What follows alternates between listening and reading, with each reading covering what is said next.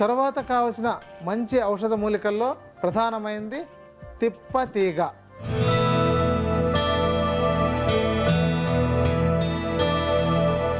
ఈ తిప్పతీగని ఇతర మూలికలతో సమానంగా, అంటే మొత్తాన్ని కలిపిన తర్వాత వచ్చిన మోతాదుకు సమానంగా తిప్పతీగను తీసుకొని బాగా నూరి, అవసరమైతే కొద్దిగా నీటిని వేసి కూడా బాగా నూరి మెత్తగా గుజ్జులాగా లేకపోతే పేస్ట్ లాగా తయారైన తర్వాత మాత్రలాగా తయారు చేసుకోవాలి. ఒకవేళ మాత్రలు లాంటివి తయారు చేసుకోవడం కష్టంగా ఉన్నప్పుడు, ఇలాంటిది నూరడం కష్టమవుతున్నప్పుడు దీన్నే ఎన్ని దాన్ని కూడా సేకరించుకొని చూర్ణంలాగా తయారు చేసుకొని ఉపయోగించుకోవచ్చు. ప్రధానంగా ఇలాంటి చూర్ణం ఉపయోగించాల్సి వచ్చినప్పుడు చేదుగా ఉంటుంది కాబట్టి దీనితో పాటు కొంత అనుపానంగా తాటి బెల్లం లేక తాటి కలకండని సమానంగా కలుపుకోవాలి.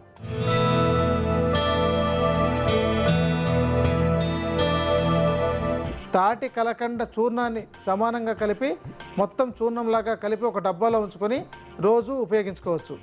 ఈ ఔషధాన్ని ఉపయోగించే విధానంలో ప్రధానంగా రోజు 2 స్పూన్ల చూర్ణాన్ని 1 గ్లాసు నీటిలో కలిపి ఉదయం పరగడుపున అలాగే సాయంత్రం 2 పూటలు తీసుకోవాలి.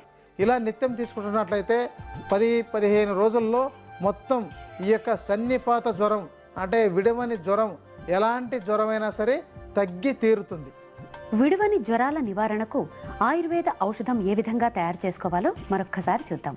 తుంగ ముస్తలు 50 గ్రాములు, నేలవేము 50 గ్రాములు, గంధ కచూరాలు 50 గ్రాములు, పల్లేరు కాయలు 50 గ్రాములు, పసుపు కొమ్ములు 50 గ్రాములు, అతి మధురం 50 గ్రాములు, నల్ల జీలకర్ర 50 గ్రాముల చొప్పున తీసుకొని వీటన్నిటికీ సమానంగా, అంటే 350 గ్రాముల తిప్పతీగ సమూలాన్ని తీసుకొని ఈ ఔషధ మూలికలన్నిటినీ కలిపి మెత్తగా నూరి మాత్రలుగా చేసుకొని ఉపయోగించుకోవచ్చు.